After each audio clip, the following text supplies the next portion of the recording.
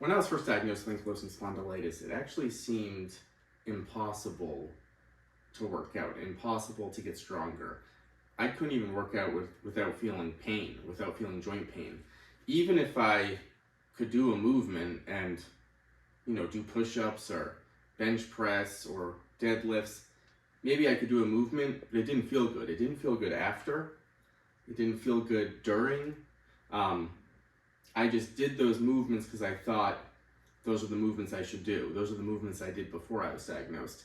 And I realized that to get stronger with ankylosing spondylitis, we have to sort of hack the system. And by hack the fitness system, I mean we need to do things unorthodox. We're dealing with different circumstances.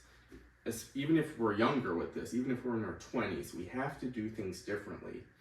And we can build it just like everyone else can, but we just have to do things a little more unorthodox. So one thing that I found to be kind of my go-to in terms of what exercises to choose. What exercises can I do that don't cause any joint pain? So I talked about the bench press, the push-up. Things didn't feel good for me. Those are things I did before the diagnosis, but I kept trying to bench and it just didn't feel good. The shoulders hurt, the upper body hurt. So I said, how do I press without causing joint pain, shoulder pain? And I thought about variations where I'm reducing the range of motion.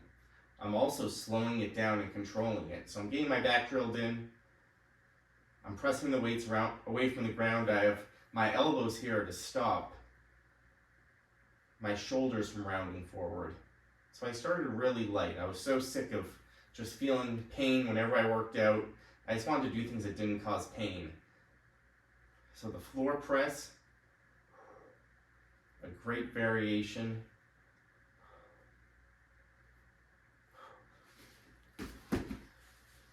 Became one of my staples. I also had such a problem with the deadlifts, the squats, the best exercises. They're great exercises. I do them today, but when I was diagnosed, I was dealing with sacroiliitis, SI joint pain. My body wasn't ready for it, but I had to build. And my hip flexors were so tight, my hamstrings were so tight. I was forcing stretches, and I found I need to individualize each muscle in the body, and I need to find ways to strength train that doesn't cause joint pain. So tall kneeling, a little tension in the core. I started working the hip flexor directly in this position. This was really hard for me early on, so I would lean back, take a little pressure off. And it wasn't about trying to force the exercise, it was about where am I at here, just to get a little tension in that hip flexor without causing a low back pain. And I started with a comfortable range of motion, and I realized, wow, one side is so much harder than the other. And I have some discrepancies going on because of SI joint pain, something I see so common with my clients. One side's a lot tighter than the other, so I had to find that perfect range. Maybe on one side, we're just lifting off the ground a little bit. Maybe you want to work on a hold here, a couple seconds. So I found the perfect rep range for all these different movements. It wasn't about doing 10 reps. It was about feeling some good tension, working the right area, the hip flexor in perfect form, not forcing it, and kind of finding, all right, I can do about 6 to 8 here. It starts to tire, I don't have joint pain, and that's where I started. That rep range where it feels good, right? So we got the floor press, we got the hip flexors, and I started to think about where else in my body's really stiff and tight. What are some discrepancies that are really prohibiting my whole body from moving well? My calves were so tight. I mean, my hamstrings, my calves, all those traditional stretches just really ached the calves, ached the hamstrings, so I found ways to individualize it. Calf raise both feet at first, very controlled here. They were so tight that sometimes I would do a couple calf raises and then I would check on the flexibility to see if it made a difference. And a lot of times it did. So, hacking the system. Instead of just stretching all day, something I seem to want to do with AS is just stretch all day, but it wasn't making change. And I wanted to make change in the body. I wanted to loosen up, I wanted to get stronger. So I started thinking about strength. I started with both feet calf raise. Before I progressed anything, I'm working longer holds, time under tension. And then once that started feeling easy, 15, 20 reps easy, not progressing too quickly, I moved to the single leg calf raise. And I found, oh my God, again, one side, my left was so much harder than the other. Discrepancies everywhere here. And then I started to see, oh my God, the calves are much looser. I need some strength in these areas. So we need to find the variations that fit us. And I started to find these variations that, all right, this feels good for me. My back was so tight. You know, when I was trying to do traditional rows, which I do today, but back then I couldn't seem to get into a good position. My low back would ache. My body wasn't ready for it. So I said, how do I get back strength going? I grabbed resistance bands, band pull apart standing. Now kind of work these in every angle. I wanted to get the shoulders going in a joint friendly way, so I worked some band pull apart standing. And this became my way to work the upper body in the beginning. Something I still use today. Different positions with the hands. I'm really driving my shoulder blades together in the back, squeezing my shoulder blades. Not too much tension on the shoulders. So I started to find the best place for me to start with in fitness. You know, where can I use weights? Are weights going to be a good tool for me? In some areas, the floor press. In some areas I can use them, but in others, just wasn't working for me. Squats, something that are so important for the body, but when you're dealing with that SI joint pain, it can be challenging. I started to build my squat with a chair at first, finding that perfect variation that fit me, that sweet spot. I can keep my core tucked in. I'm using the chair to reset because I just wasn't ready for a standing squat. You know, once again, that became easy. I progressed it slow. Maybe I started to add some weight this way. And that feels great. On the low back, glutes, quads are firing.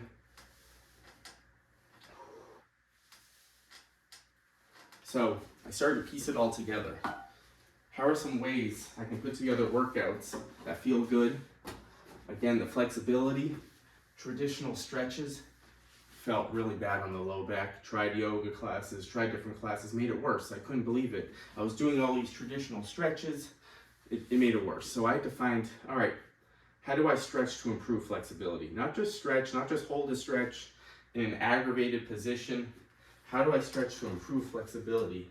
So I defined my sweet spot. With the hamstrings, if this is really hard, you would start higher here. Now I would work on flossing, more of a nerve floss, where I'm bringing the knees in and then gently pressing the knee back to feel that hamstring. You might feel the calf here. And I would find that perfect range of motion for me. So again, I'm not forcing this here. That hurts. That's not where my flexibility is right now. To build it, we start with a smaller range, blood flow. Because think about these tight areas, they get so constricted. The joints get so constricted that we can't force it. The body's not ready for that. The body can get there over time, but in the beginning, we find that perfect range of motion. Again, one side might be tighter. Then over time, I really was able to do this pain-free low back, felt good. And I was really able to work and help my flexibility because I started at the perfect range of motion and I didn't force it. So this is how I found all these different areas to work. And my last thing here is, I used to think workouts had to be an hour, hour and a half, but I realized everything is about the long-term consistency. What can we do consistently, especially if we're struggling? You know, you wake up with spondylitis, you have maybe more low back pain, maybe an area is tweaked a little bit, the mid back, the neck. And I said to myself, Rest is important, but I also said, what can I do on those days where I have a little tweak? Maybe sciatica is coming on. So I find exercise to do on those days. And maybe something simple like a curl. An area of the body that works well for me, no joint pain. So I would do some curls. I would do things that didn't mess with the hip, the floor press, maybe the calf raises, maybe the hip flexor. Maybe I'd go to the gym and use machines.